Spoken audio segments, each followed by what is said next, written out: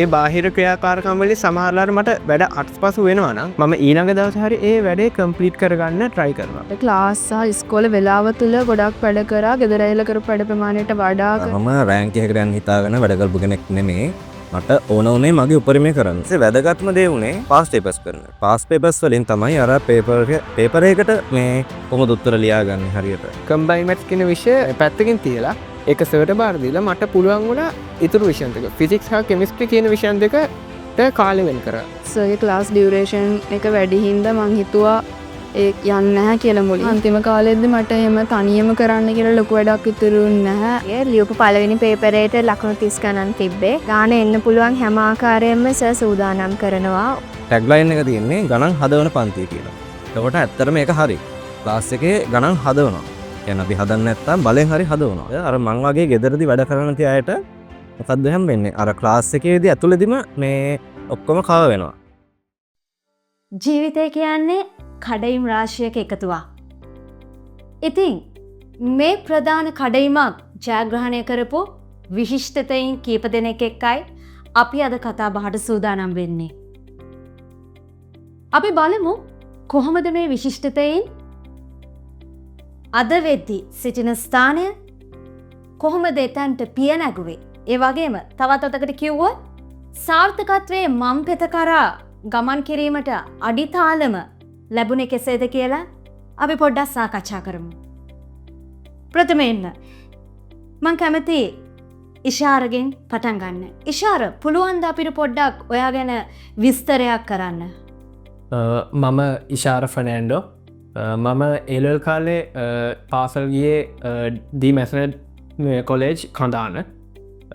මම මේ වන විට මොරටු විශ්වවිද්‍යාලයේ ඉංජිනේරු පීටේ පළවෙනි වසරේ ඉගෙනුම් ලබනවා. ඒලල් රිසල්ස් ගැන කිව්වොත් මට මැට්ස් ෆිසික්ස් කෙමිස්ට්‍රී කියන විෂයන්තුන්ට ඒ සාමාර්ථ තුනක් තියෙනවා.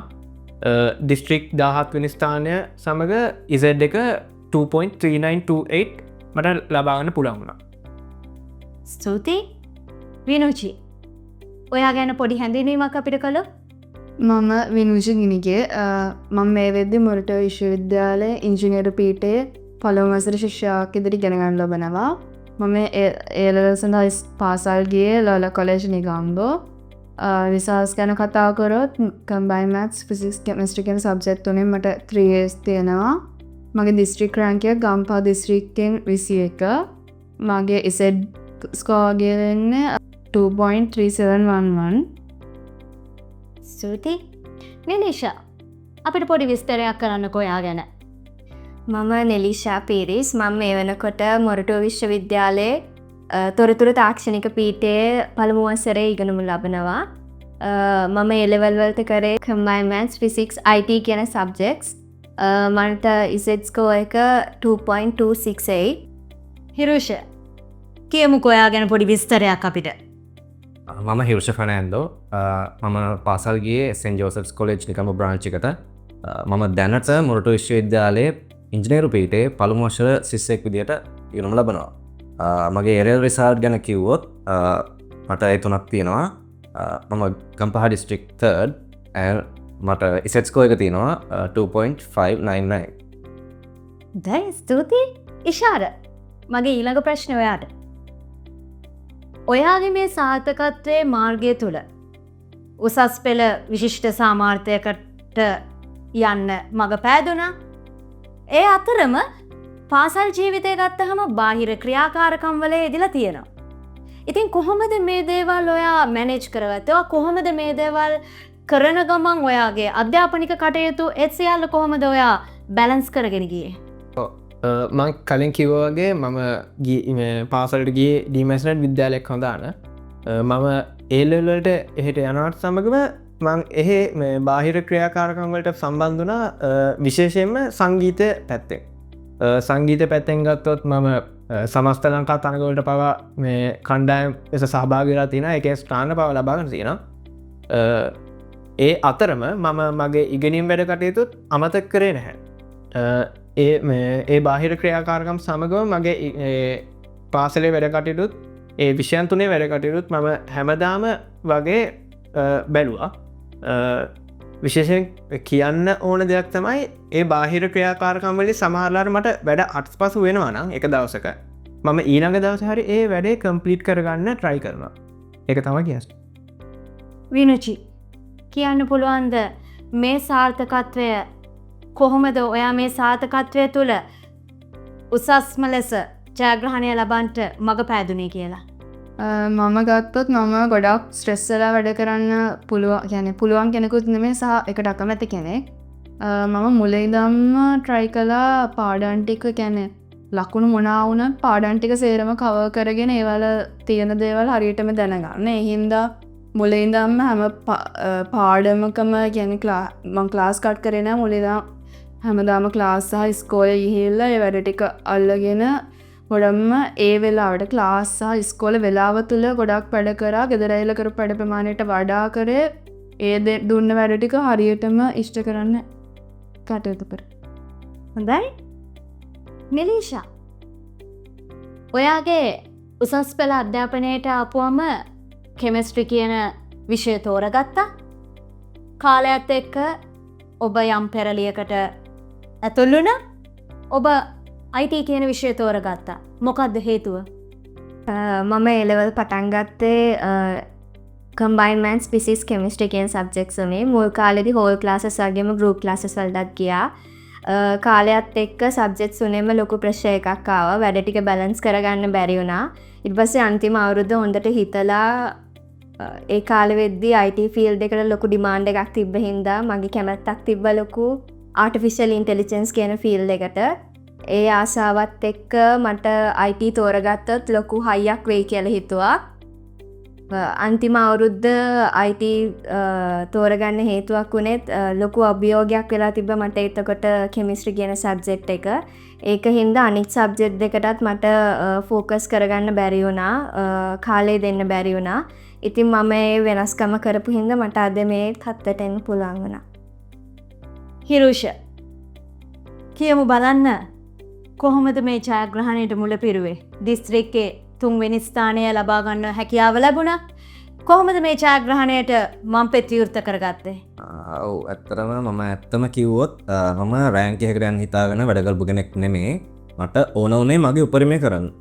හරි. එතකොට මේ දැන් හිතන්න තමුන් හිතනවා කියලා රෑන්ක් එකට යනවාමයි මේක අපි කරන්න ඕනේ මේ තරගෙත් එක්ක යනවා නම් ඒක කෙනෙක්ට දරන්න බැරි ස්ට්‍රෙස් එකක් ඇති වෙනවා. කියන්නේ අන්තිම විභාගේ ඒක සමහරලාට එයාට අර මෙඩිකලි ප්‍රශ්නයක් වෙන්න පුළුවන්. අන්න ඒ වගේ ඒවා නවත්ත ගන්න ඕනේ. දැන් මම කරේ මුලින්ම තියරි ටික කවර් කරගන්න ඕනේ. ඊට පස්සේ මොකද්ද ඒ තියරි වලට ගැලපෙන ගණන් ටික අපි වෙන වෙනම හදා ගන්න ඕනේ. පස්සේ වැදගත්ම දේ උනේ පාස් පේපර්ස් කරන. පාස් පේපර්ස් වලින් තමයි අර පේපර් එකකට මේ කොහොමද උත්තර ලියාගන්නේ හරියට. ඔව් එතකොට මේ කියන්නේ එතකොට තමයි ප්‍රැක්ටිස් වෙන්නේ. විභාගේ හරියට තමන්ගේ උපරිමයට යන්න උපරිම ලකුණක් ගන්න අර පාස් පේපර්ස් කරාම තමයි ඒ හැකියාව ලැබෙන්නේ. ඉතින් මේ විශිෂ්ටතයින්ගේ පිටිපස්සේ මේ සාර්ථකත්වයට මුල පිරුණු ප්‍රධාන සාධකයක් තියෙනවා. අපි මේගොල්ලෝගෙන් අහලා බලමු මේ ප්‍රධාන සාධකය ගැන. ඉෂාර කියමු බලන්න කොහොමද ඔයාට මේ කම්බයින් මැත්ස් ක්ලාස් එක අත්වැලක් වුණේ මේ ජයග්‍රහණය සඳහා? ඉස්සෙල්ලමං කියලා ඉන්න ක්ලාස් එක හම්බුනේ කොහොමද කියලා. මම සඳුන් සර්ව දන්නේ ඒලල් කාලෙ විතරක් නෙමෙයි මං ඊට කලින් ඉඳන් දන්නවා. මම මට සර්විස් වල මුණ ගැහෙන්නේ මගේ ඕලෙල් කාලේ. මම ඕලෙල් කාලේ මැත්ස් වලට ක්ලාස් ගියේ සර්ගේ තාත්තා ආනන්ද සර් ගාවට. එතනත් තමයි ඇත්තට මට මේ මැත්ස් කියන විෂයට ආසාවක් සහ උනන්දුවක් ඇති වුණේ. මං ඒ කාලේ තමයි හිතත් ගත්තේ මේ මං ඒලල්ට කරන්නේ මේ විෂය කම්බයින් මැත්ස් එක කියන්නේ මැත්ස් ස්ට්‍රීම් එකෙන් මං ඉගෙන ගන්නවා කියලා හිතාගත්තේ ඒ කාලේ. අන්තිමට මම ඕලෙල් කරලා ඊට පස්සේ මේ කම්බයින් මැත්ස් වලට සඳුන් සර් ගාවට ආවා. ඒක හොඳ තීරණයක් කියලා හිතනවා. මොකද ඒ ක්ලාස් එක ඇතුළේ වෙන වැඩ ප්‍රමාණය කෙනෙක්ට අර ඒ ක්ලාස් එකට විතරක් ගියහම ඒක ඇතුළේ වෙන වැඩ ප්‍රමාණය ඇති එක දවසකට. මම විශ්වාස කරනවා එහෙම. මොකද මට ඒ ක්ලාස් එකට ගිහිල්ලා ආයෙ ගෙදර වෙලා ආයේ විෂය ගැන බලන්න ඕනේ. කම්බයින් මැත්ස් කියන විෂය පැත්තකින් තියලා ඒක සර්ට බාර දීලා මට පුළුවන් වුණා ඉතුරු විෂයන් දෙක ෆිසික්ස් හා කෙමිස්ට්‍රි කියන විෂයන් දෙකට කාලෙ වෙන් කරා.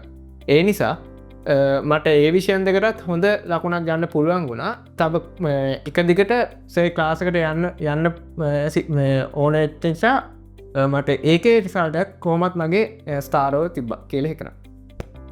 වෙනුචි කියමු බලන්න කොහොමද මේ කම්බයින් මැත්ස් ක්ලාස් එක ඔයාගේ සාර්ථකත්වයට මුල පුරන්න හේතුවක් වුණේ කොහොමද?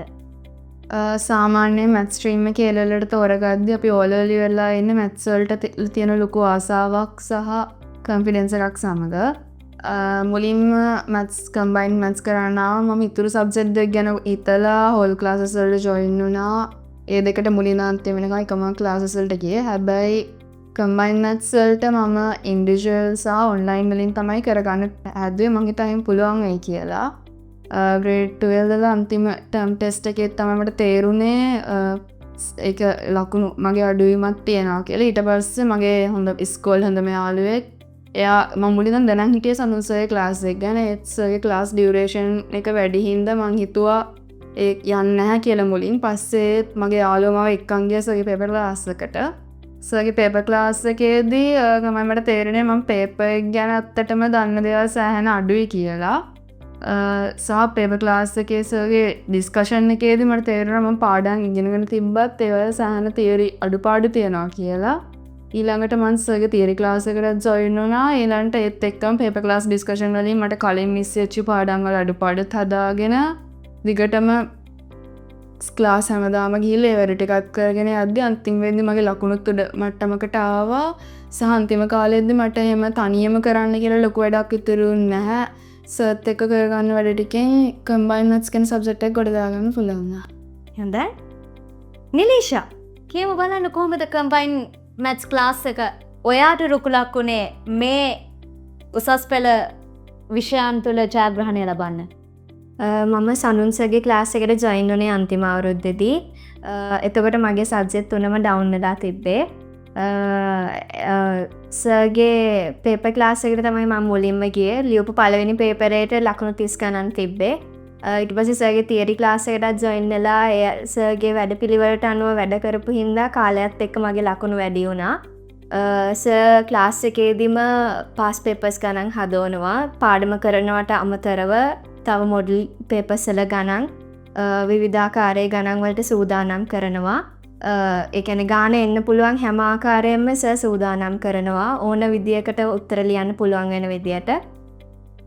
අන්තිම කාලෙදී ෆාස්ට් ට්‍රැක් කියලා පටන් ගත්තා ක්ලාස් එකක්. ඒකෙදී සර් ආයෙත් පේපර් එක ටාගට් කරලා ප්‍රධාන පාඩම් ටික ආයෙ රිවයිස් කරා.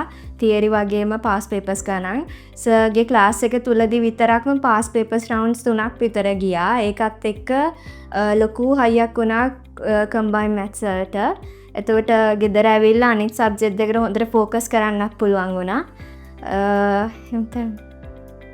හිරුෂ කියමුකෝ බලන්න කොහොමද ඔයාට මේ කම්බයින් මැත්ස් ක්ලාස් එක ඔයාගේ ජයග්‍රහණයට අත්වල සැපෙන්නේ කොහොමද කියලා? මම මුලින්ම කියලින්නම් මේ මට සර් ක්ලාස් එක හම්බුන විදිහ. මට මේක උනේ එලල් මුල් කාලෙදී. ඒලකට මට කම්බයින් මැත්ස් වල ක්ලාස් එකක් තිබුණේ නැහැ. කින් මම මගේ යාළුවෙක්ට කතා කරලා ඇහුවා මේ ඔයා යන ක්ලාස් එකක් එහෙම තියනවද මටත් එන්න පුළුවන්ද කියලා. එතකොට මේ කෝල් එක ගන්නකොට හවස 5යි. එතකොට එයා කිව්වා මේ අද හවස 6 මාරට තියෙනවා ක්ලාස් එකක්. 6 මාර ඉඳන් 11 මාර විතර යනවා වගේ තියෙනවා කිව්වේ. ඔත් එන්න කියලා. එතකොට මේ ඒ වෙලාවෙත් මේ සර්ගේ ක්ලාස් එකයි අපේ ගෙදරයි අතර මේ බස් එකේ යනවා නම් පැයක් විතර කාලයක් තියෙනවා. ඉතින් මම ටක් ගාලා එදමත් දාගෙන අර බස් එකට නැගලා සර් ක්ලාස් එකට එදා ගියා.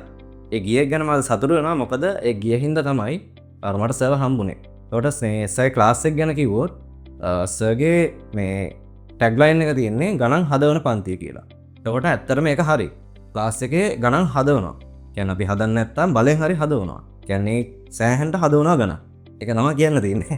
එතකොට මේ ඒ හදන එකෙන් වෙන්නේ මොකද්ද? අර මං වගේ ගෙදරදී වැඩ කරන තියායට මොකද්ද හැම වෙන්නේ? අර ක්ලාස් එකේදී ඇතුළේදීම මේ ඔක්කොම කව වෙනවා.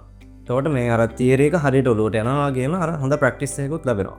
එතකොට ඒක ඒ කම්බයින් මැත්ස් විෂයට හොඳ අඩිතාලමක් කියලා මම හිතනවා. ස්තුතියි. ඔබේ ඉදිරි ජීවිතයේ මීළඟ කඩයිම උසස් පෙළ. අපි අපේ ඉදිරි ජීවිත මාර්ගය තීරණය කරනුයේ මේ කඩයිම තුලයි. ඔබේ ජීවිතයේ සාර්ථකත්වය තීරණය කරන්නේ මේ කඩයිම මේ තීරණය මතයි. ඉතින් ඔබේ මේ සාර්ථකත්වයේ දොරටුවට පියනගන්ට නිවැරදි ගුරුවරුන් තෝරා ගැනීම ඔබ සතු වැදගත් තීරණයක්.